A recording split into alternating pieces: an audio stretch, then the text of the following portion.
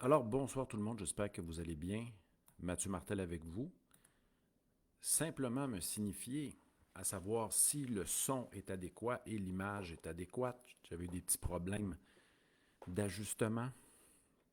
Alors, nous sommes jeudi 7 mars, c'est ça, 2024, pour un petit live de philosophie réflexive en direct de Montréal. Mathieu Martel avec vous, pour une bientôt, et vous, on va approcher, comment dire, nous allons approcher les 4 ans de rencontre Facebook Live le 23 mars. On fera peut-être une petite célébration à cet effet, mais n'hésitez pas à me saluer dans le clavardage pour me signifier, bien sûr, si vous entendez bien le son et si l'image est adéquate de votre côté. Alors, ça fait 10 jours qu'on ne s'est pas vu. J'ai pris une petite pause et ce soir, je reviens avec un thème, les problèmes de relation. Nous allons réfléchir à ce sujet. Je n'ai jamais abordé ce sujet de manière directe dans une conférence, ni via un Facebook Live. Et nous allons de manière spontanée, je vais aborder de manière spontanée, vivante et vibrante ce thème. Je n'ai pas de plan, alors ce sera une approche sans plan, sans filet, sans préparation, à partir d'une thèse que je vais bien sûr, une question que je vais poser, une thèse que je vais tenter de soutenir. Donc, n'hésitez pas, j'ai Mélanie qui me salue dans le clavardage.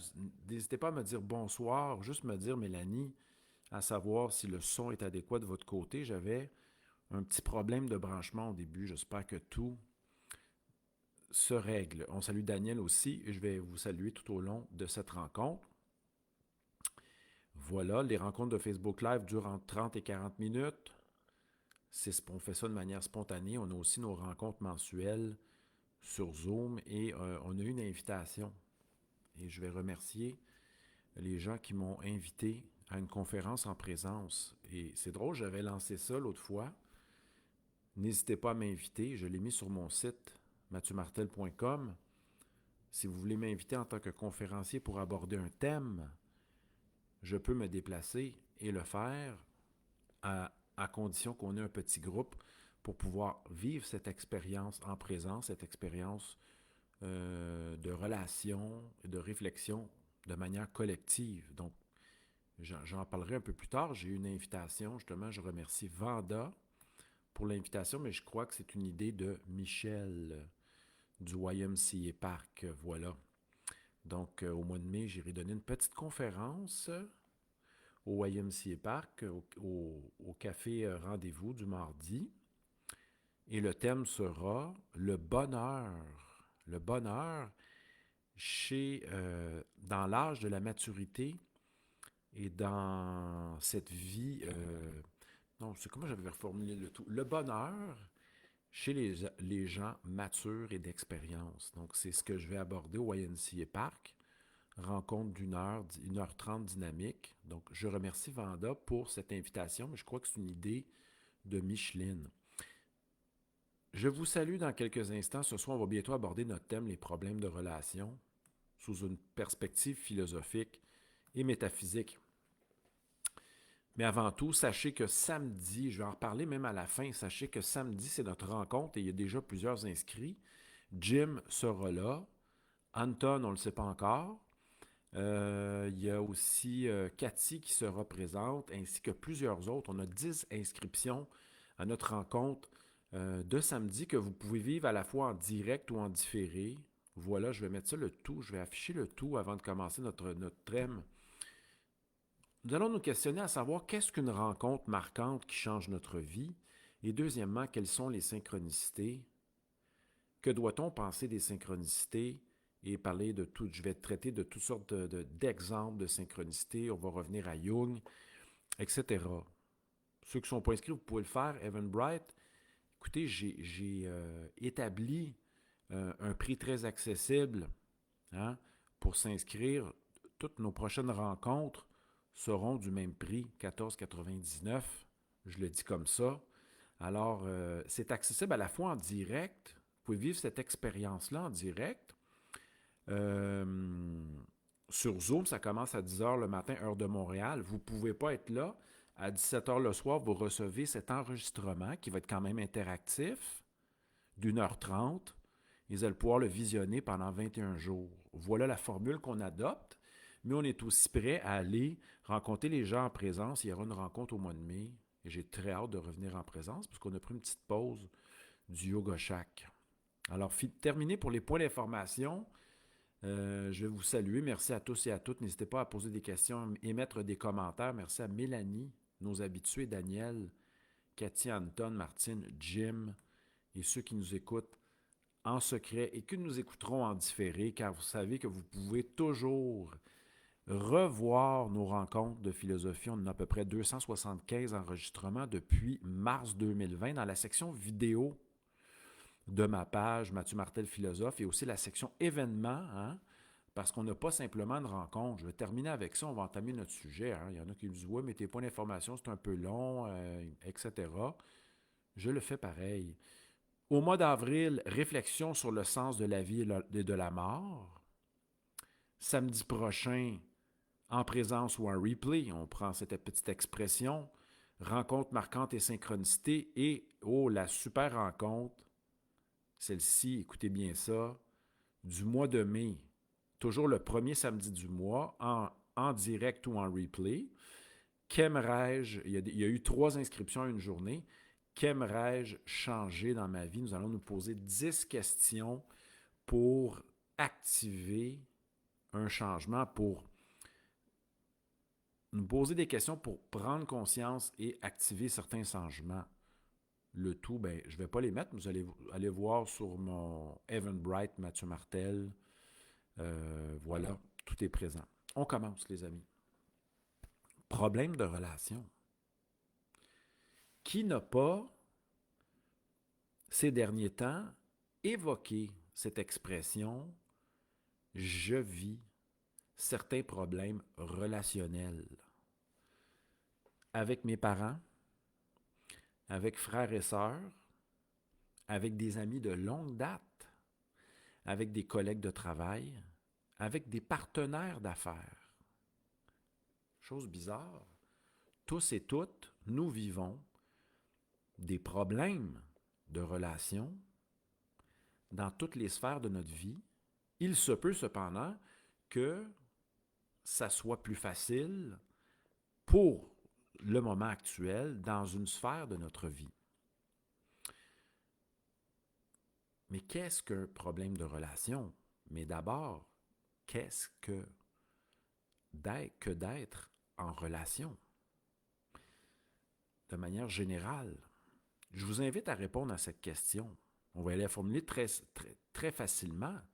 De manière générale, terminez la phrase. Être en relation, c'est. Complétez la phrase. Je vous laisse, car on est en une approche ici de philosophie non pas analytique, mais de philosophie existentielle et réflexive. Si vous pouvez compléter la phrase d'une manière simple, non pas avec un paragraphe qui n'en finira plus, mais pour vous, être en relation de manière générale, parce que souvent, on va limiter notre aspect relationnel à la relation amicale, amoureuse, fraternelle ou filiale. Mais en général, qu'est-ce que c'est que d'être en relation? Et on pourrait même se poser les questions suivantes. Nous sommes en relation avec qui et à quel niveau? Selon quel aspect de notre être? Hein? Avant, donc, tous et toutes, nous vivons certains problèmes de relation, mais nous ne nous sommes pas posé la question, mais qu'est-ce qu'être en relation? Qu'est-ce que cela implique comme caractéristique essentielle?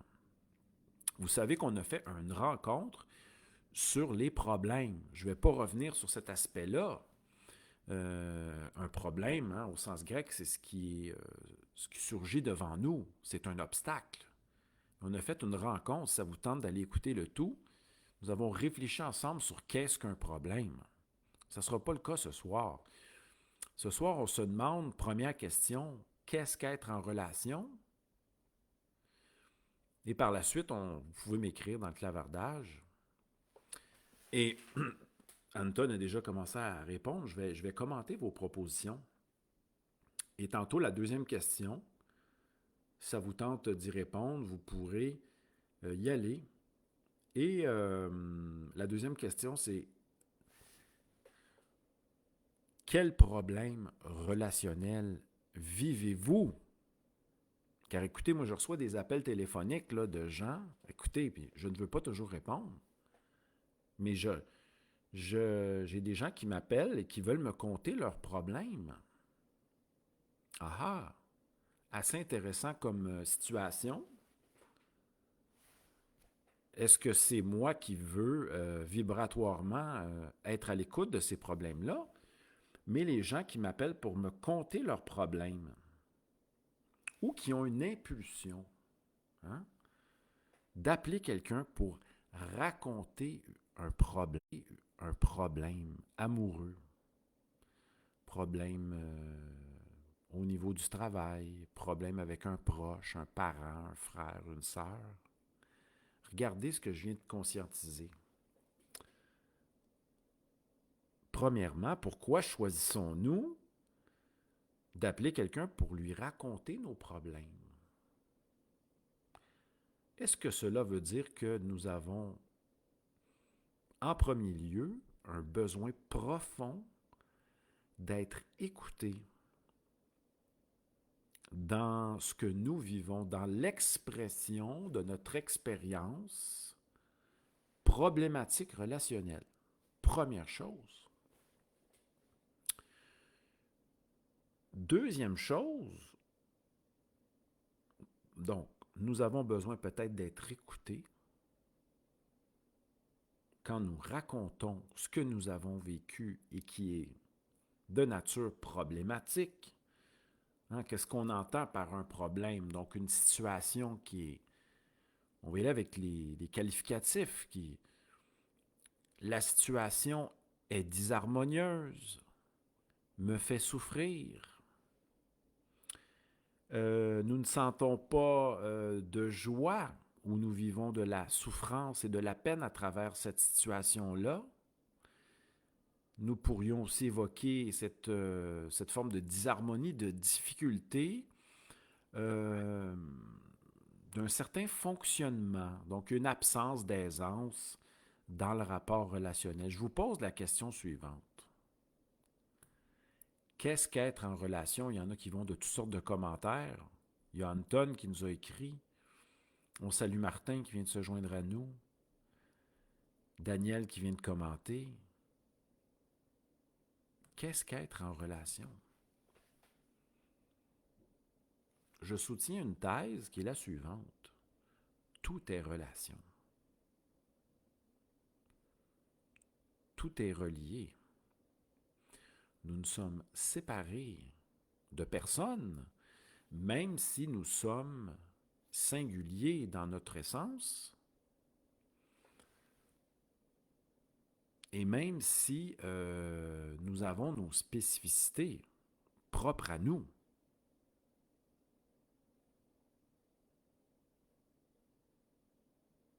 Voilà. On y va avec les premiers commentaires. Être en relation, nous dit Anton, c'est d'abord être en communication avec un autre être humain ou un autre. Ça peut être un chat, un arbre, la mer, ça peut être le vent. Mais avant de communiquer, qu'est-ce qui précède la communication avec un être humain? Ne serait-ce pas cette présence à autrui, mais qui est d'abord, qui peut être conscientisée sous forme de présence à soi. Être en relation, c'est oui, communiquer avec autrui avec l'aide du langage. Certains aussi évoqueront la communication corporelle.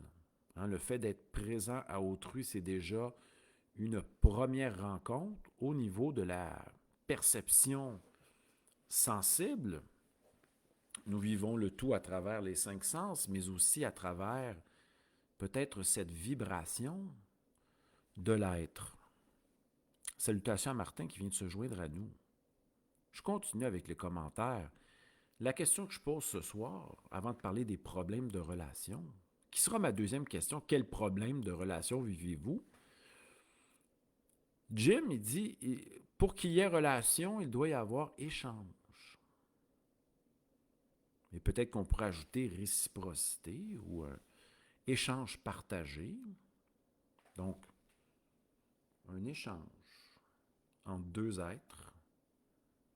Sartre appellera ça des consciences-libertés. Une relation, un échange. Mais qu'échangeons-nous? À quel niveau échangeons-nous? Est-ce que c'est un échange affectif? Est-ce un échange au niveau de réflexion, de partage de savoir, ou est-ce que c'est un échange qui pourrait se faire aussi via le toucher, etc., ou même le silence?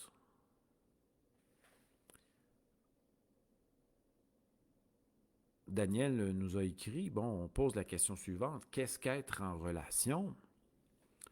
Parce que si nous vivons des problèmes de relation, on pourrait se demander a priori, comme point de départ, mais c'est quoi être en relation? Et certes, si on parle de relation, on souhaite que cette relation-là soit enrichissante, réciproque, qu'il y ait une forme de réciprocité dans cette relation. Certains m'ont dit, ouais, je trouve ça très stimulant et très inspirant, cette nouvelle relation que j'ai entamée, qu'elle soit amicale ou amoureuse, etc., ou même relation professionnelle. Certains diront qu'on a besoin d'avoir une confiance qui s'établit avant de faire que cette relation-là s'enrichisse, mais ça, c'est une autre question. Oui, Jim, certaines personnes n'ont pas le même point de vue et ne sont peut-être pas d'accord sur la façon d'aborder une situation, mais ma question, c'est qu'est-ce qu'être en relation? Après, dans quelques instants, je vais vous poser une autre question, mais de quel problème de relation, avec quel genre de problème de relation sommes-nous confrontés? Car si nous percevons ou nous constatons qu'il y a problème, c'est qu'il y a obstacle, difficulté, aspect négatif, et que peut-être cela ne nous convient pas. Peut-être que cela occasionne ou génère des souffrances. Et si ces souffrances se répètent, et si nous vivons souvent les mêmes schèmes, les mêmes problèmes qui se répètent, pourrions-nous dire que nous vivons des problèmes de relation? Est-ce que le problème, c'est nous? Est-ce que le problème, c'est autrui? Est-ce que le problème, c'est les désirs et les grandes attentes que nous avons envers autrui, envers la situation? Nous souhaitons que la situation reflète nos désirs et nos attentes profondes. Sont-elles conscientisées, ces attentes, ces désirs?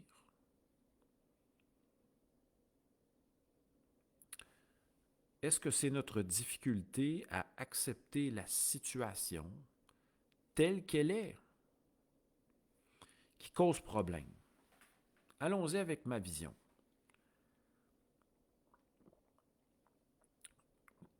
J'y vais avec la position suivante. De prime abord, lorsque nous rencontrons une nouvelle personne, parlons ici dans un cadre de relation humaine, nous ne savons pas la couleur, ou plutôt la forme que pourrait prendre cette relation. Et quelquefois, il y a même peut-être peu de place pour le développement d'une quelconque relation qui présuppose que nous sommes en présence d'autrui et que nous trouvons cette présence à autrui agréable, intéressante, stimulante et voire enrichissante. Et ça nous pousse à vouloir demeurer en présence d'autrui plus longuement.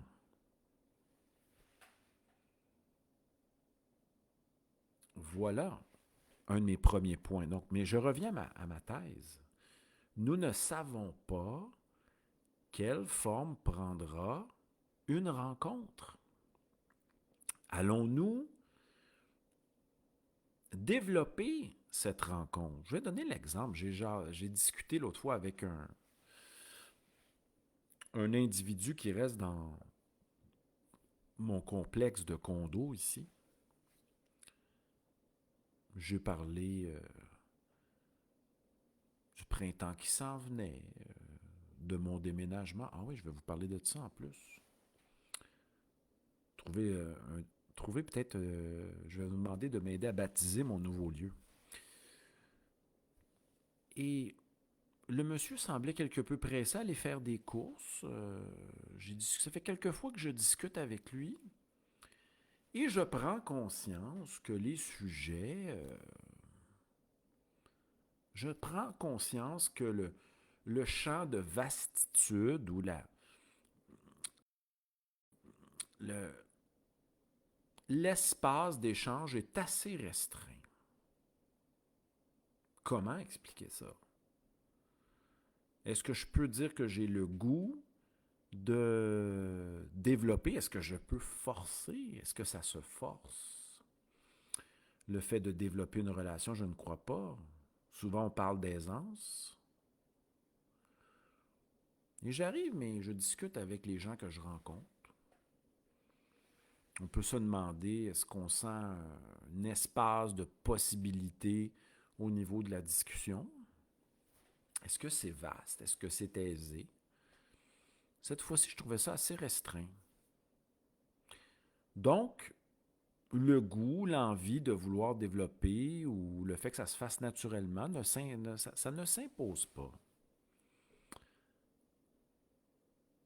Pourquoi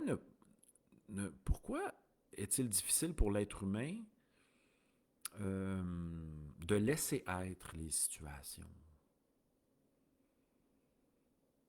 Quand pensez à vos meilleurs amis, là. Pensez à vos meilleurs amis. Euh, Pensez à vos meilleurs amis. Comment ça s'est développé? Vous n'avez sûrement pas forcé, ça s'est fait peut-être tout seul. Vous vous rendez compte que vous discutez avec quelqu'un, que ça fait 3 heures et c'est facile, et vous avez certains intérêts, points communs, et il y a une énergie, il y a une fluidité entre les échanges.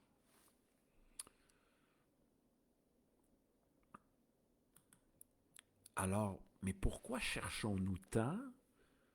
Pourquoi demeurons-nous tant dans des relations problématiques? Une amie m'a dit, bon, je vis une relation. Le problème, c'est la communication. Mais il y a sûrement d'autres aspects qui fonctionnent dans cette relation, mais le problème est majeur. Et je préfère demeurer peut-être dans un aspect, il y a des aspects intéressants, agréables, qui la nourrissent. Mais l'aspect communication est difficile. On peut commencer par l'admettre. Il y a un problème de communication. Mais est-ce que vous comprenez quand même, hormis l'usage, hormis cette communication-là qui est peut-être d'ordre verbal, mais il y a quelque chose qui est tenté prédicatif que je nommerais peut-être l'aspect vibratoire. Sommes-nous en train quelquefois de forcer une relation à perdurer, à durer, quand au niveau vibratoire ou le niveau harmonieux n'est pas présent? Y a-t-il quelque chose à forcer dans l'ordre du relationnel? Je dirais non. Et je dirais également que nous ne savons pas la forme que prendra la rencontre. C'est avec la fréquentation, et si les rencontres sont possibles vibratoirement, là j'emploie un terme au sens de qu'il est possible que nous rencontrions quelquefois par hasard, pas par hasard, mais sur le chemin de notre vie, ou qu'il est aisé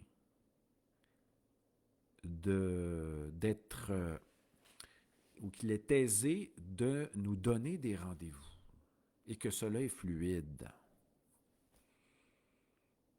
Mais je reviens à mon point parce que ce soir, comme je vous dis, c'est une rencontre spontanée, inspirée, inspirante, sans filet, sans préparation, sans plan. Première thèse, tout est relation. Nous ne sommes séparés de rien. S'il est difficile de rencontrer quelqu'un, nous le constatons. Si vous pensez que plus vous allez forcer pour rencontrer quelqu'un et que cela va fonctionner, vous êtes dans l'erreur. La persistance est le signe de l'erreur.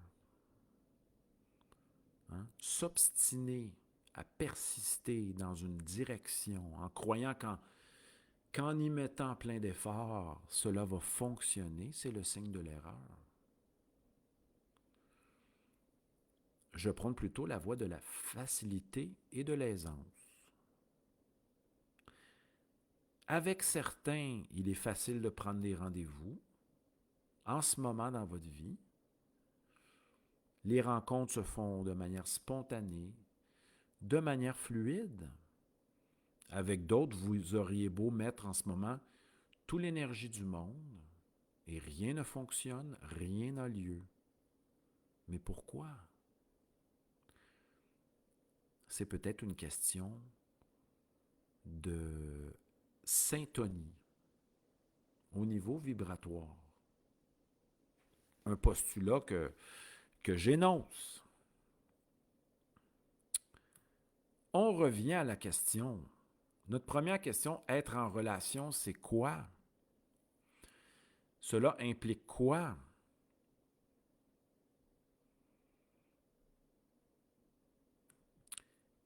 Mais ma deuxième question, quels sont vos problèmes relationnels? À quel niveau? Maud Aline nous dit la présence des téléphones. Elle a juste mis la présence de téléphones, mais je crois que c'est la présence des téléphones au pluriel, obstrue la communication. Ah, le téléphone serait à travers les messages textes, la possibilité de discuter serait supposé nous rapprocher, mais cela nous éloigne car nous ne sommes pas en présence d'autrui. À l'écoute et attentif, nous sommes plutôt en train de communiquer avec des gens qui sont loin de nous, non présents. Ce qu'il faudra dire à Héraclite, pour montrer un peu la confusion dans laquelle nous sommes. Il avait observé cette confusion il y a 2500 ans. Présents, ils sont absents. Ils sont dans la pièce, mais ils ne sont pas à l'écoute et attentifs à ce qui se passe dans la pièce. Et ce qui fera dire au même Héraclite que vous ne le savez pas, parce que vous n'êtes pas attentif, mais les dieux sont dans la cuisine. Est-ce que c'est bien cette citation-là? Les dieux se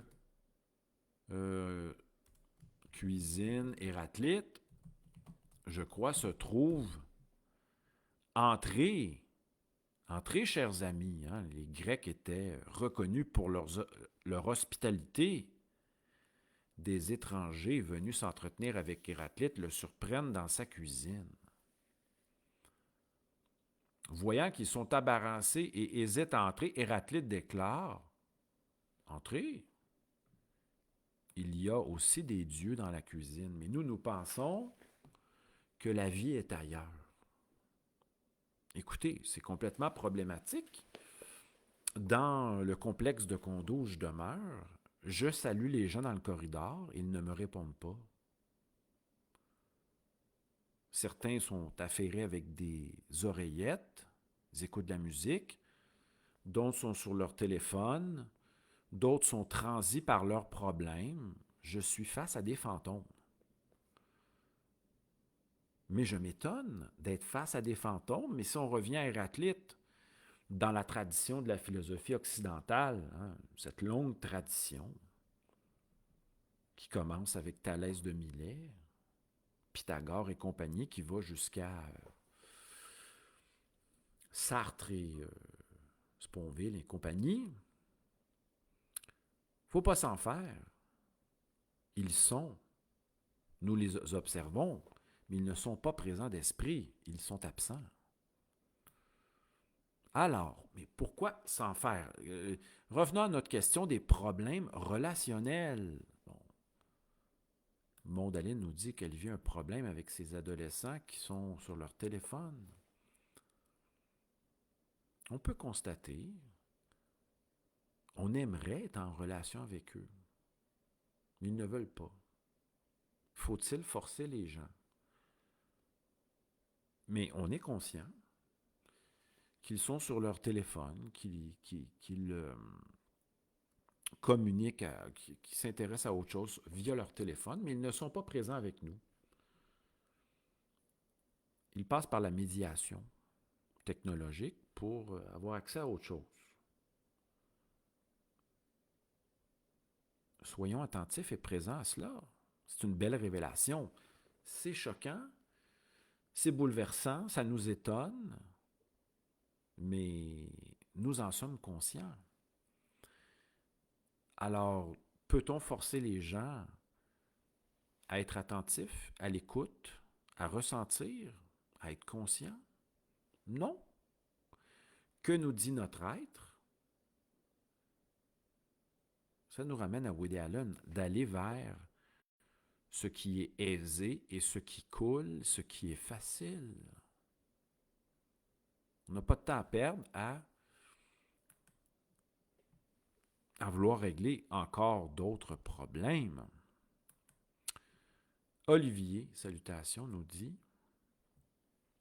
« Ce qui est propre à la relation, ce sont les intérêts communs. » Chez Aristote, plaçait l'amitié suprême avec des êtres vertueux qui se reconnaissent et qui partagent la pratique des mêmes vertus que l'on pense, courage, sagesse, modération, tempérance. C'est l'amour, c'est l'amitié suprême. Mais ce soir, notre thème, c'est les problèmes de relation. Ah, ça peut avoir un lien. Est-ce que nous nous connaissons? Est-ce que nous connaissons notre nature profonde? C'est la grande question de l'Alcibiade de Platon. Qu'est-ce que le soi-même en lui-même? Suis-je mon corps? Suis-je mon prénom? Suis-je les vêtements que je porte? Suis-je mon rôle social? Suis-je un homme ou une femme? Mais qui suis-je? Quelle est ma nature profonde, mon essence? Quelle est-elle? Se chercher soi-même pour se comprendre. Pour d'autres, ça sera pour s'inventer. Et peut-être un point de départ intéressant. Maud Aline nous dit que le problème est au niveau de la compréhension, mais si nous vibrons de manière totalement différente, si nous ne nous connaissons pas notre essence profonde, peut-on savoir ce que nous cherchons ou ce qui est bon pour nous?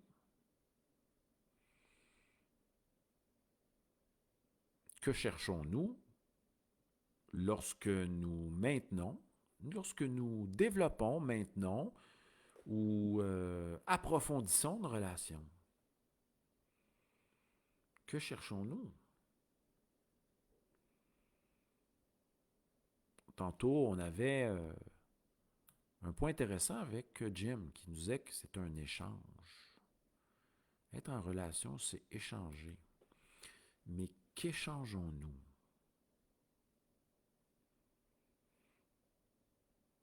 Que désirons-nous lorsque nous sommes en relation?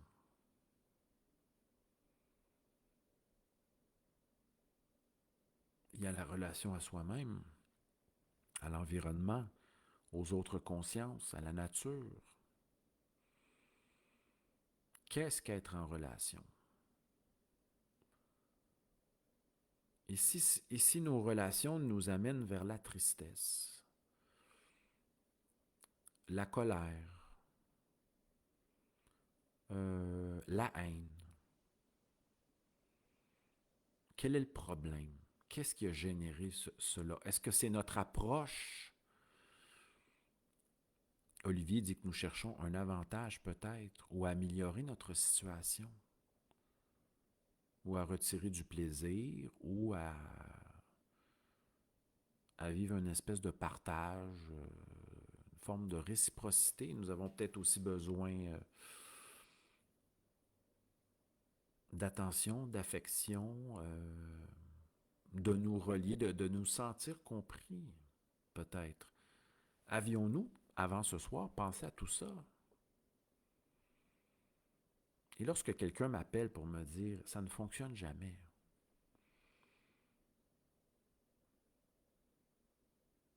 où est le problème? Est-ce que le problème est un problème de choix des individus avec lesquels on se relie? Est-ce que là, le problème, c'est notre manière de nous relier à autrui? Troisièmement, aussi la nature de ce que nous recherchons profondément à travers un certain type de relation.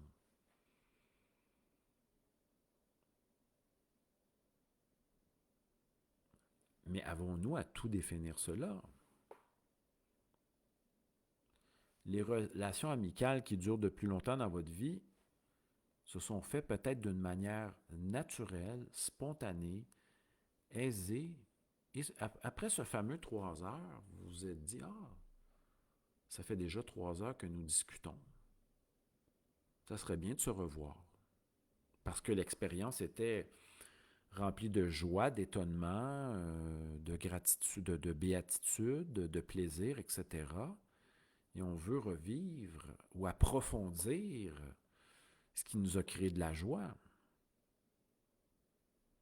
Mais quelquefois, nous forçons, nous n'acceptons pas que certaines relations s'éloignent. Hein? Sommes-nous capables d'appuyer le réel? Mais de demeurer ouvert à ce que l'autre revienne. Ou peut-être que l'autre ne reviendra pas de sitôt. Je lisais le livre de Dupuy-Déry sur Althusser assassin. Écoutez, Althusser, un philosophe qui s'est enlevé la vie en 1995, lorsque j'étudiais à l'UQAM la philosophie, on a eu 2 nouvelles la même soirée. Il était 17h, c'était assez marquant, sur le Babillard.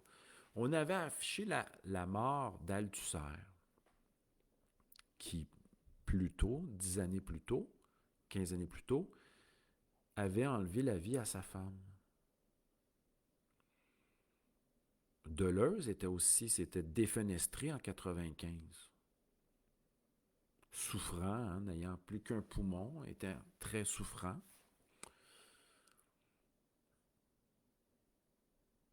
Althusser, dans ce que j'ai lu du livre, l'étude politico-féministe de Dupuy-Derry, un nouveau regard sur un philosophe que je connais peu, que je ne connais pas pour être modeste et honnête. Mais écoutez bien ça, c'est assez marquant. Et c'est présent chez plusieurs êtres humains, et surtout plusieurs hommes.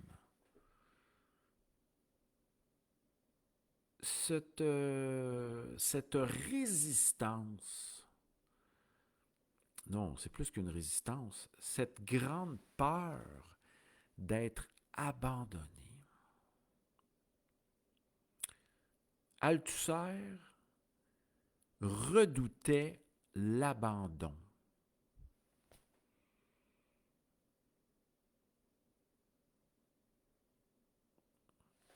Il redoutait plutôt sa rencontre profonde, parce que se retrouver seul avec lui-même était insupportable. Donc, ceux qui ont des problèmes de relation, j'y vais avec une intuition profonde. Êtes-vous capable de vous supporter? D'être en votre compagnie. Je rencontre Christian dans un café ce matin qui me dit « Je suis allé dans le sud une semaine et à la fin de mon périple, de mon voyage, j'étais en bonne compagnie, j'étais avec moi-même. » Écoutez, d'une part, on a Christian qui apprécie à travers son périple de séjour, il a appris à renouer avec son être profond et pratiquer ce qui lui faisait du bien dans le jour. Je m'entraîne, je déjeune, je prends du soleil, j'écris, je rencontre des gens, je n'attends plus rien, je discute. Et d'autre part, on a Althusser. Et il y a beaucoup d'hommes comme ça, là, qui ne supportent pas se retrouver seuls avec eux-mêmes. Peut-être parce qu'ils revivront, parce qu'il y aura un réveil des blessures d'enfance. Et au lieu de les conscientiser et de ressentir profondément en conscience ce qui nous traverse, qui est douloureux, Althusser a préféré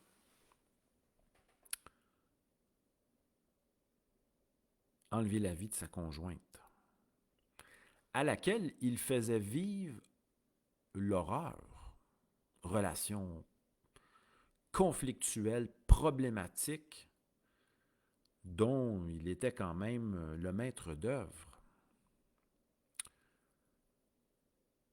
Mais ça, c'est très présent. Je ne pensais pas aller là ce soir.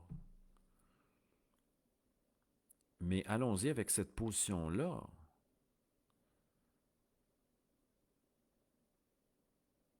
Êtes-vous capable d'être en votre présence?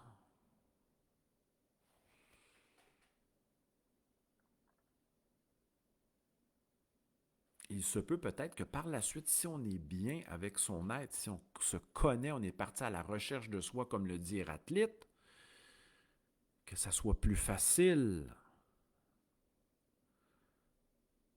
de rencontrer, de développer des relations et bien sûr de pratiquer un certain discernement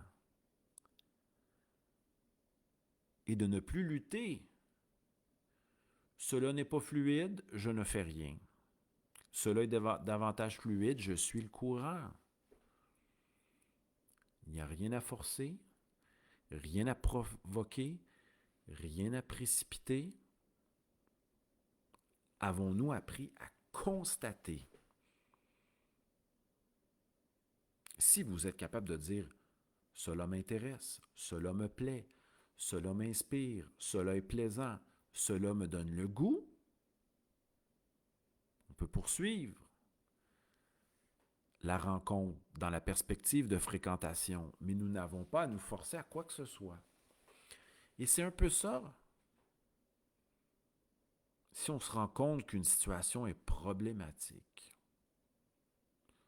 sommes-nous là pour... Est-ce que la vie est un problème à résoudre ou une expérience mystique à vivre?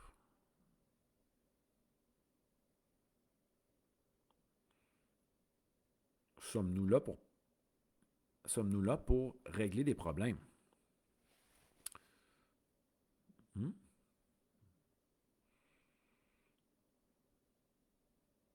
Alors voilà, les amis, on y va avec quelques commentaires.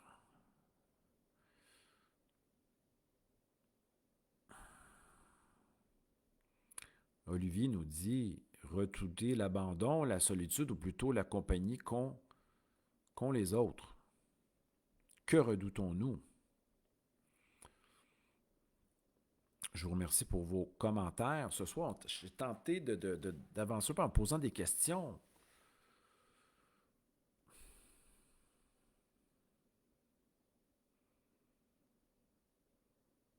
Comment puis-je,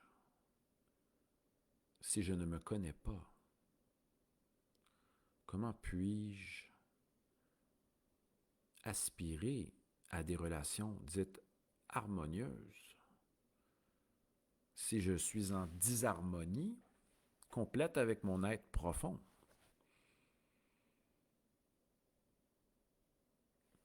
Peut-être faut-il passer par la recherche de soi, la connaissance de soi, poser de la question qu'est-ce que le soi-même lui-même, et d'aller vers ce qui nous inspire. Quelquefois, si nous vivons tout le temps les mêmes problématiques,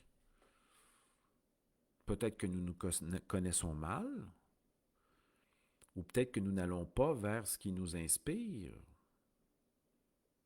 et que nous allons plutôt vers ce qui nous est connu. Et le connu, quelquefois, peut être rassurant d'aller vers du problématique. Et avons-nous affirmé, je termine là-dessus, avons-nous affirmé profondément, évoqué, la vie est déjà assez difficile comme ça, les qualités que nous voulons rencontrer à travers l'aspect relationnel, l'aspect inspirant, harmonieux, stimulant, etc. Donc, et je terminerai sur Eckhart Tolle, qui dit que les relations sont là pour nous aider à prendre conscience de la nature profonde de l'existence. Et peut-être que nous avons dérivé ou oublié que nous sommes là pour prendre conscience à chaque instant, nous réveiller. Et j'avais cette belle citation de Jung. Celui qui regarde à l'intérieur de lui s'éveille. Celui qui regarde à l'extérieur seulement rêve. Merci à tous et à toutes. Je vous rappelle qu'on a notre super rencontre. Il y aura peut-être un petit live dimanche. Super rencontre. Samedi, en direct ou en replay. Rencontre marquante et synchronicité. J'ai tout préparé, mon beau plan. J'ai bien hâte de vous voir. Si ça vous tente de vous inscrire jusqu'à vendredi 22h. Sinon, merci à tous et à toutes. 49 minutes partagées si vous avez apprécié. On salue les gens qui nous écoutent en direct, en différé, en secret. Ça faisait 10 jours qu'il n'y avait pas eu de rencontre. On se voit peut-être dimanche, sinon samedi pour la rencontre mensuelle, webinaire Zoom d'1h30. Merci à tous et à toutes. J'espère que ça vous a fait réfléchir. Moi, ça m'a fait réfléchir de mon côté également. bonne soirée, portez-vous bien, bonne fin de semaine de relâche, bon changement d'heure. On se revoit très bientôt. Et merci à tous et à toutes. Portez-vous bien, prenez soin de vous, comme disait Socrate. Bye bye.